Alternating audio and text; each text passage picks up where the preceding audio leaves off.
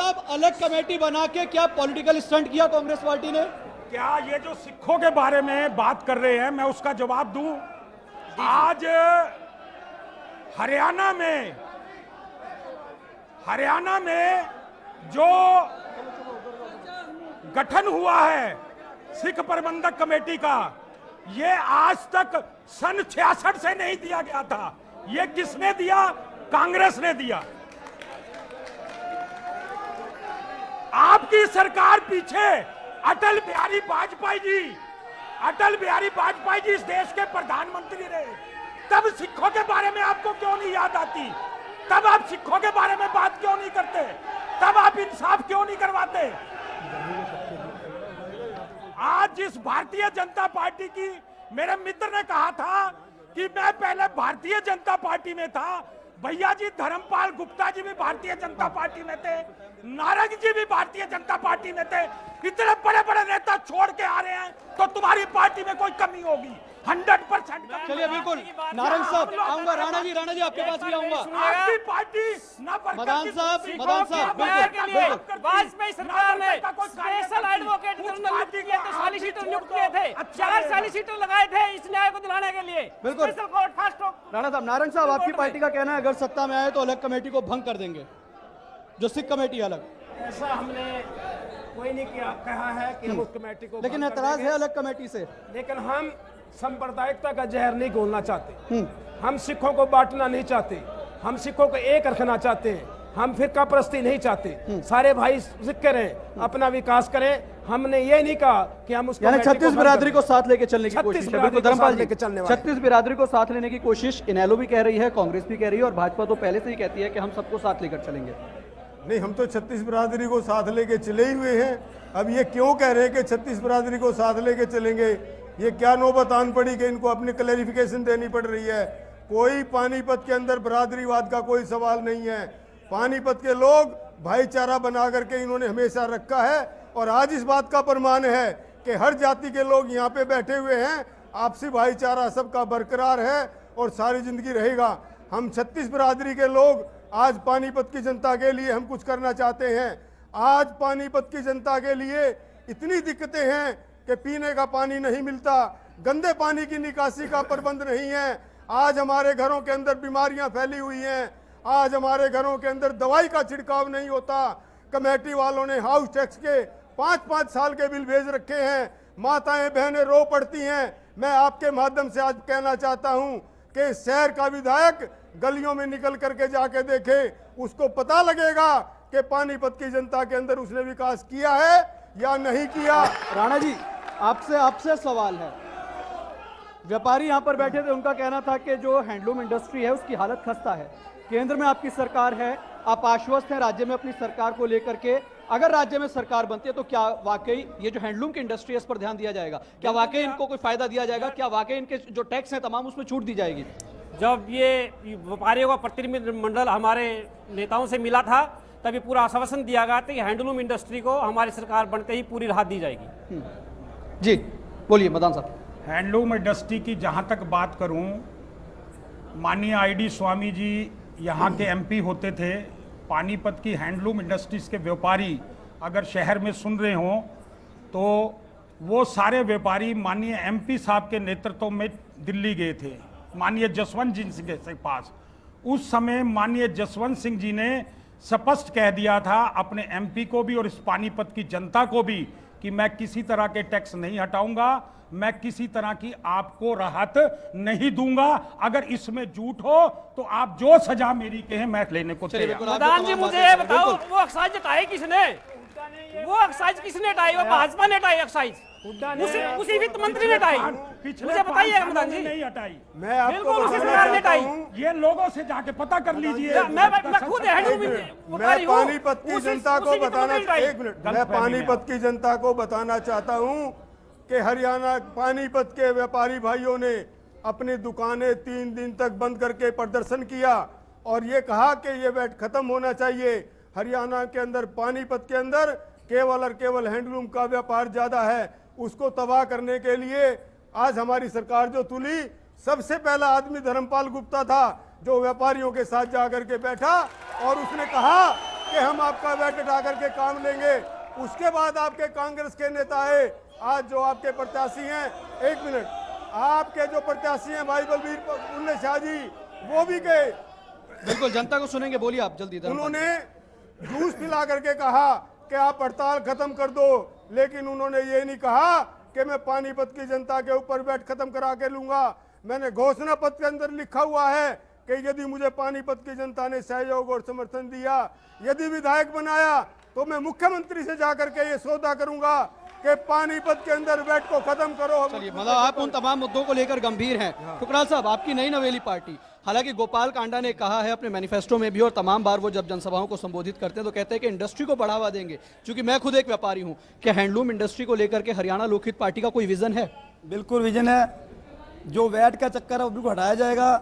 और हमारे पार्टी में हमारे कांडा साहब ने कहा है कि जितने व्यापारी भाई हैं, जिस तरह से किसानों को फसल खराब होने पे उनको बीमे के थ्रू उनका पैसा मिलता है, उनको नुकसान का मिलता है, उसी तरह से अगर दुकानदार साथियों का भी कोई नुकसान होगा तो उसको जैसे किसानों को फसल का मिलता है, दुकानदारों का भी उसका सामान का मिलेगा।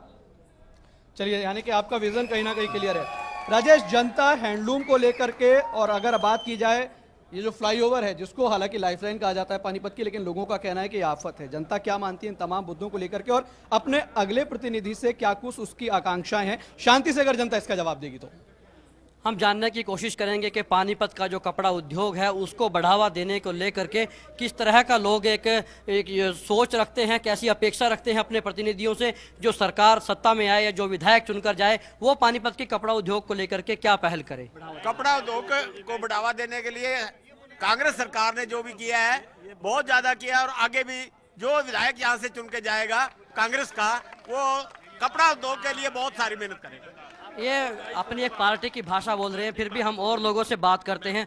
मैं आपके पास आएंगे, आप बताइए। मैं बताऊं जी, एक मिनट जी, मैं एक बात सबसे हाथ जोड़ के कहना चाहता हूं जी, मैं एक हैंडलूम व्यापारी हूं जी, और आप सब लोगों को जो हैंडलूम से संबंध रखते होंगे उनको ये पता होगा कि आज से 10 साल पहले जितना चाइना का माल आता था, आज उससे 10 गुना आता है जी। क्या होना क्या चाहिए, होना क्या चाहिए? होना क्या चाहिए? ये टैक्स नहीं होना चाहिए। कुछ और पानीपत के लोग हैं, उनसे पूछते हैं, उनसे जानने की कोशिश करते हैं। पीछे हम चलेंगे, कुछ और लोग यहाँ पे बैठे हैं। आपका क्या नजरिया है पानीपत के उद्योग को लेकर? पानीपत के उद्योग को विकसित करने के लिए कांग्रेस ने ही सब कुछ किया है आज तक, और आगे भी कांग्रेस करेगी। क्या होना चाहिए? और क्या होना चाहिए? इनको हर तरह की छूट जो टैक्स में ये मांगते हैं पहले दे दी गई है, अगर और इनकी डिमांड होगी वो भी पूरी की जाएगी।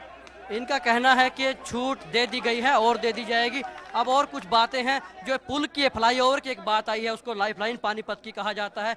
लोगों से जान लेते हैं, पानीपत के लोगों से, कितना फायदेमंद साबित हुआ। अरबों रुपए से बना हुआ ये पुल, क्या लगता है आपको पानीपत में जो फ्लाईओवर बना है वो कितना लाभदायक, कितना उपयोगी साबित हुआ है? देखिए जी, पानीपत का जो फ्लाईओवर पुल बना है बहुत अच्छा बना हुआ है। कुछ और लोगों से जानने की कोशिश करते हैं। आपका क्या नजरिया है पुल को लेके? जो फ्लाईओवर बना है वो कितना फायदेमंद साबित हुआ पानीपत के लिए? इसमें कोई फायदा नहीं हुआ पानीपत का, बल्कि पानीपत 2 भागों में बट गया। इनका कहना है कि पानीपत 2 भागों में बट गया है। और कुछ मुद्दों पर चर्चा करेंगे यहाँ पे जो प्रतिनिधि हैं। बिल्कुल, समय कम है राजेश, सभी से मैं क्विक रिएक्शन चाहूंगा। राणा साहब, सरकार बनती है, अगर विधायक आपका बनता है, पानीपत को लेकर के भारतीय जनता पार्टी का विजन क्या है? पानीपत का ओवरऑल डेवलपमेंट करना, चाहे वो पानी की समस्या है, चाहे वो सीवरेज की समस्या है या पार्किंग की समस्या है, वो सारी चीज़ों को हम सॉर्ट आउट करेंगे। उनको ऐसा सिस्टम डेवलप करेंगे ताकि आम आदमियों को सुविधा और ये सुविधा मिले। दूसरी बात, जो जहाँ इसके पुल के नीचे आने से पानीपत का जो व्यापारी है इस साइड का, उसके व्यापार पे बहुत बुरा असर पड़ा है।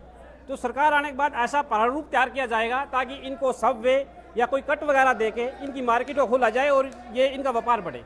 ये हमारा इसके लिए रहेगा। दूसरा, पार्किंग की जो व्यवस्था है, पार्किंग की व्यवस्था सुव्यवस्थित की जाएगी, वो नगर उनके साथ मिलकर के क्या किया जाएगा। दूसरा, पानी का मैंने बताया, पानी के लिए वाटर वर्क्स एक्स्ट्रा लगाए जाएंगे और सीवरेज की व्यवस्था को पुख्ता किया जाएगा। चलिए, सीवरेज की व्यवस्था पुख्ता की जाएगी। नारंग साहब, आपका विजन अगर विधायक बनते हैं और अगर राज्य में सरकार बनती है? स्वच्छ और विकसित पानीपत हम चाहते हैं। हमारा विजन है कि पानीपत इतना साफ सुथरा शहर बने, पानीपत प्रदूषित रह शहर बने, पानीपत में शुद्ध पीने के पानी की व्यवस्था हो, पानीपत में जाम की व्यवस्था न रहे, पानीपत का चौमुखी विकास हो, चलिए चौमुखी विकास पानीपत करेंगे, में बिल्कुल, कॉलेज हो, बिल्कुल, टुकड़ा साहब। पानीपत में अच्छा अस्पताल हो, विजन हरियाणा पानीपत में लोकहित डॉक्टर पार्टी हो। का हरियाणा को लेकर और पानीपत को लेकर।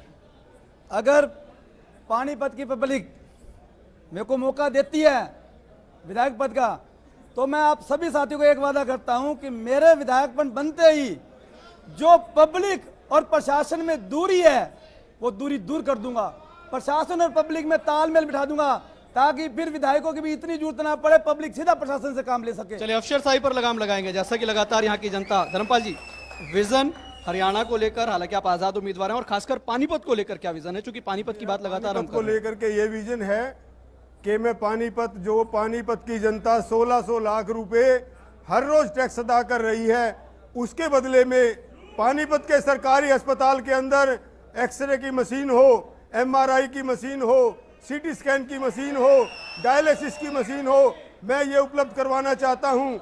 मैं चाहता हूँ कि गरीबी रेखा के कार्ड हर आदमी के बने, उनके 100-100 गज के प्लाट उनको मिले, पीने के पानी की टंकी 100-100 फुट की बना करके मैं उनको सुविधा प्रदान करूं, हर मोहल्ले के अंदर मैं दवाई का छिड़काव करूं, सीवरेज व्यवस्था को बहाल करूं, सरकारी कॉलेज का निर्माण कराएं। मैं चाहता हूं कि पानीपत की जनता को लड़कियों के लिए एक अलग से कॉलेज बना करके दूं, लड़कों के लिए कॉलेज बना करके दूं। हाँ, यहाँ हम सरकारी स्कूल बना करके पानीपत की जनता को तोहफा देना चाहते हैं। आज हमारे पानीपत की जनता की ये हालात हैं कि दिल्ली से यदि हम बस के अंदर बैठ करके आते हैं, पानीपत की सवारी को 6 बजे के बाद बिठाया नहीं जाता। मैं पानीपत की सवारियों को ये कहना चाहता हूँ, जनता को कहना चाहता हूँ कि दिल्ली के बस अड्डे के ऊपर जाकर के हम बैठेंगे। आज पानीपत की जनता को जो अपमान करते हैं रोडवेज वाले, उनको हम सबक सिखाएंगे। चलिए सबक सिखाएंगे, बिल्कुल। समय की कमी है, आपके पास आना चाहूंगा मैं। मदान साहब, सरकार आपकी, आप 2 मिनट चुप होंगे। मदान साहब, सरकार आपकी, विधायक आपके, अब अगली बार एक बार फिर से मौजूदा विधायक के भाई चुनावी मैदान में किस तरीके से रणनीति रहेगी और क्या विजन है? हूँ मैं, तो ये नहीं सोचता विधायक बनेंगे, मेरे को तो विधायक बुल्ले शाह बना नजर आ रहा है। और हरियाणा में तीसरी बार कांग्रेस की सरकार आ रही है। मदान साहब, मदान साहब, विजन पानीपत को लेकर। मैंने बताया आशावादी आदमी हूं, विधायक मेरी अपने विचार है, मुझे तो कंफर्म है विधायक बुल्ले शाह जी बनेंगे। और हरियाणा में तीसरी बार, आज तक हरियाणा में, देखो मैं फर्क बताता हूं विकास में, आज तक सन 66 से जब हरियाणा बना है कोई भी सरकार सेकंड टाइम रिपीट नहीं हुई थी। ये तो, और अब 2 बार तो रिपीट हो चुकी ना कांग्रेस। कोई अच्छे कर्म किए होंगे, कोई हरियाणा में विकास किया होगा कि जो 40 साल तक दूसरी बार नहीं आया था, हमें दूसरी बार चुना। चलिए, सरकार तीसरी बार की आप बात कर रहे हैं, लेकिन मदान साहब बहुत समय की कमी है, मैं पानीपत के विजन को लेकर बात कर रहा हूं। वही तो, हाँ। अगर 25 साल से कांग्रेस को पानीपत के लोग चुन रहे हैं, तो ये पानीपत के लोग विकास के कारण ही तो चुन रहे हैं। ऐसे कौन यानी कि आपने कहा कि आप आशावान हैं, यानी एक बार फिर से आशावान हैं। चलिए, शुक्रिया सभी खास मेहमानों का आज की इस फोकस चौपाल में शामिल होने के लिए। भारतीय जनता पार्टी, कांग्रेस, आप आजाद उम्मीदवार धर्मपाल जी, हरियाणा लोकहित पार्टी, और इसके साथ साथ इंडियन नेशनल लोकदल से हमारे साथ नारंग साहब जुड़े, सभी का शुक्रिया। और ऐसे में अगर पानीपत शहर के मुद्दों की बात करें, पानीपत शहर में मुद्दे भरमार हैं और जनता ने भी तमाम मुद्दों की बात यहां पर की। जनता को, जो जनता के तमाम सवाल थे, उनका जवाब राजेश कहीं ना कहीं जनता को यहां पर मिल गया। तो पानीपत की जनता ने इस पूरे प्रोग्राम को सफल बनाने के लिए साथ दिया, सभी का शुक्रिया। पानीपत की जनता का खास तौर पर शुक्रिया। और इसी के साथ आज की इस फोकस चौपाल में बस इतना ही। अगला शहर, अगला हल्का और अगले हल्के के तमाम मुद्दों के साथ एक बार फिर से हाजिर होंगे। इजाजत दीजिए, नमस्कार।